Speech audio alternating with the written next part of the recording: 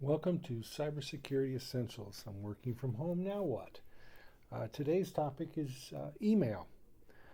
So our goals are to try to understand how email works, to identify the goals of the attackers, to determine why and how the attackers use email, and to identify the traits of fraudulent email.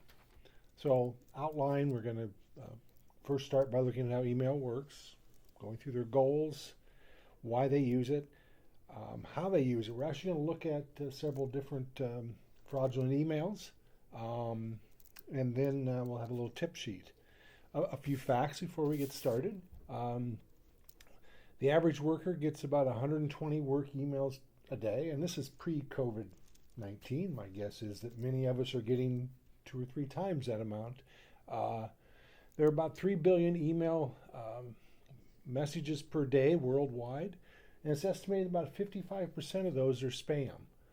The average individual get about 16 malicious emails a month. And overall, about 30% of the malicious emails are opened. So let's just do a little bit of email 101. Just kind of a quick introduction of how email works. In this example, we have Alice sitting in her office, sitting in her home office, using Outlook. She's connected to her office email server through Outlook, and she wants to create an email message to Bob. So she sits there and creates her email and presses send. And the email message then enters the email system and moves from email server to email server.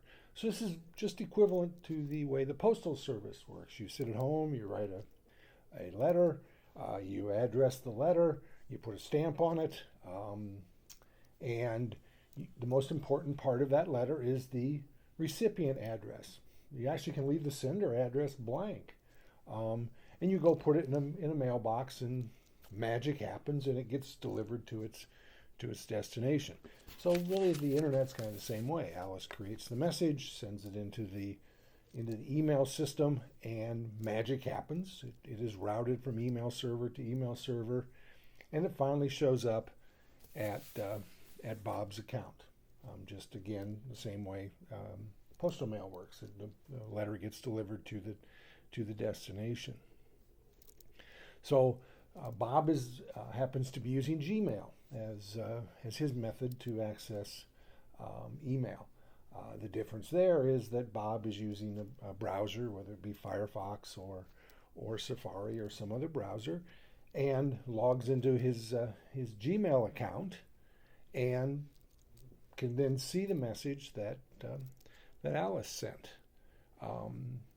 What Bob sees when he has the email is he sees the sender, Alice. The message says it came from Alice, and he opens up and can see the content. So whatever Alice created is the content that Bob sees. Bob can turn around and then reply to the message, can save the message, print the message. The message may contain attachments or other things. He can save those. So an attacker can do the same thing. An attacker can create a message, put anything they want in the body of the message, and can create any return address they want. Remember, the return address isn't checked. So they can create fraudulent or misleading return addresses and can send a message to Bob, to Alice, or to anybody on the network. So let's talk a little bit about their goals. Their goals really tie into our first video. We talked about various goals attackers have. It turns out email is one of the easiest ways for them to accomplish many of these goals. They have a goal typically of either stealing credentials, getting your money, or getting your data. And many times getting credentials leads to money, or getting data leads to money. So a lot of it always, again, as we talked about, ties back to getting money. So why email? Well, first and foremost, it's free to use. Our analogy of email being like the Postal Service is true up to the point that the Postal Service charges you to send a letter. Email charges you nothing to send an email. And attackers get to directly interact with their victim. And they get to do this tell victims where to go, what address to go to, what website to potentially go to. They can send them links. Emails can also play on your emotion. Well-crafted emails can tell all sorts of stories, can include pictures. So really they're trying to play on various types of emotions. And email in its very nature seems non-threatening. Email shows up on your computer, and so it's something that you don't often associate with an individual on the other side. And bottom line is it works. As you mentioned earlier, about 30% of malicious emails are opened. So let's look at how attackers use email, and we'll actually go through examples of each of these. An attacker may ask you to respond to their email, providing data information. They may send you a link as part of the email. They may send you an attachment. They may also directly target you. And an attacker may threaten you. So if we look at an attacker wanting you to respond, we have an example. This is a very timely example. This one actually talks about surgical masks on stock. And this email is trying to get you to interact with the sender. They have a link to a WhatsApp. That's a messaging app that is allows people to interact. Also, they want you to potentially respond back to their email. Here, they're probably trying to defraud you of money. And again, very timely. They often play on various types of activities that are going on. COVID-19 right now is a very common thing that we see in email. But anytime there's a natural disaster or some big event, you'll see emails that are wrapped around that event. And so this is all these examples of emails are emails that I actually have gotten. Another common one is the attacker sends you a link. Now the idea behind sending you a link is they're trying to craft a story to get you to click on the link with the goal of giving up your username or password. The idea of getting after credit card information, Social Security information. So they're trying to get you to provide either data or your credentials. So this is an email I got a while back, and many times they try to make it look like this email is specific to you. So this has my email address in it, and says that my email storage has reached 99%, 1% left, and they want me to click on the link. If I were to click on the link, it would ask me for my username and password. And at the bottom of that, I've actually called out what that link goes to. If you hover over the link, you'll see that that link actually does not go. It goes to a rather weird-looking site. And so, again, that's an indication that this is a fraudulent email. Another one is the attacker sends you an attachment. Now, we don't see as much of this as we used to, only in that our software on our computers do a much better job of trying to detect malicious attachments. And we'll actually, in a later video, talk about malware and malicious attachments.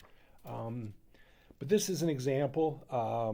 This is claiming here's an invoice for driving on a toll road. And they want me to open up this attachment, which is supposedly the invoice.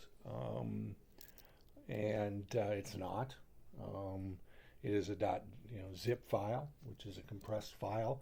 They often try to do things like that as a way to try to get past the software that's trying to protect us. So again, you see emails like this. This was a rage a while back. I haven't seen too many of these recently. Another set of emails is where they're much more specific in being able to target you.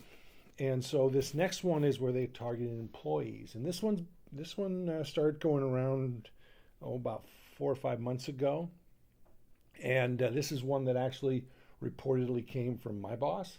I've redacted some of the pieces of that, but the from address was his email address .iastate.edu at gmail.com. So a quick glance, you would see his the from address being his email.iastate.edu. And it's very simple. It just asks quick request available. This is interesting because it doesn't say enough for you to think that it may be malicious. And they want you to respond, interact with them. In this particular case, I saw this and I interacted once with them, sent them a note, and they basically said, hey, call me, and it came back and said, I'm away from the phone. What I really need to have you do, is to email me, and I'm going to need you to get something from the store. Turns out that they're trying to get you to go get a Walmart gift card or some other, Walmart, Target, wherever, and read them off the numbers. They're going to weave a story about how they're trapped somewhere, how something's going on, and they need a money via a gift card. So that's one that, as I said, showed up. We see them targeting students, again, .edu as an address. This is something you may start to see more now with everybody learning at home. You may start to see more of these types of fraudulent emails claiming to be something from the content management system that your children use. The next one is a very interesting one. Yes, this is a real email I got, claiming to be a hitman, well-known hitman, by the way, on the deep web, and that somebody paid $1,000 to break my arm. And of course, he could prove it's me because he has my email address and it matches my picture in LinkedIn. So emails are public. LinkedIn profiles can be looked at. So yeah, of course he could, right? But good news is if I paid $2,000, he would not only cancel the hit, but tell me who took it out. And he wants it in Bitcoin. That's another telltale sign. We see a lot of these threats now coming out demanding money in Bitcoin. And I'm kind of right now making light of this a little bit, but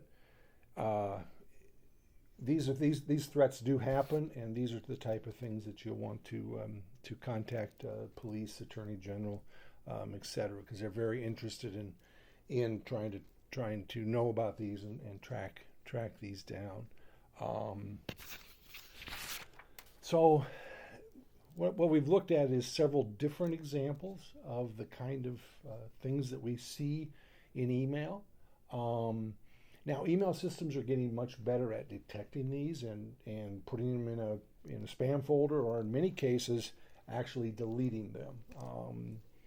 And so you may not even see very many of these types of emails. But again, you want to be suspicious of any of those particular types of emails.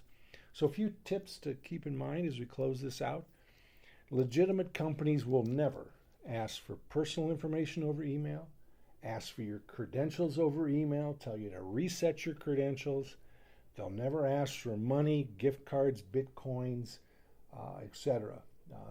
Especially, gift cards and bitcoins are a very good indication that something bad's going on. If anybody wants money via those two mechanisms, that is a big red flag. If you didn't expect the email, don't trust it. And take emails that are asking for something with a grain of salt. And another thing is, be careful with the reply all. That's just sort of a general tip working from home. Is the reply all tends to tends to just be something that people use, and it creates this big mess. And you all probably seen those. What I love is the reply all, and somebody doing a reply all that says don't reply all. And so we again see this that's sort of good email etiquette. But again, in today's environment, we're doing a lot more over email, and attackers know that, and so they're going to take advantage of the fact that we're doing more and more business over email. So again, just look at all the emails with some caution. If you really think that there's something fishy about that particular email, then if it's a link, type in if you get an email that says, for example, your bank account's been compromised, then go to your browser and type in your bank URL. Don't click on the link. So again, be very cautious about those random emails that just happen to show up. So again, email is a very powerful tool, but it's just something that we have to be a little leery of. So again, thank you for listening to this series on and this episode on email. Stay tuned for our next episode on the World Wide Web. And again, I want to thank Iowa State University, Des Moines Area Community College, the Iowa Cyber Hub for helping to sponsor this video series. And again, this is distributed under the Creative Commons license. So again, thank you.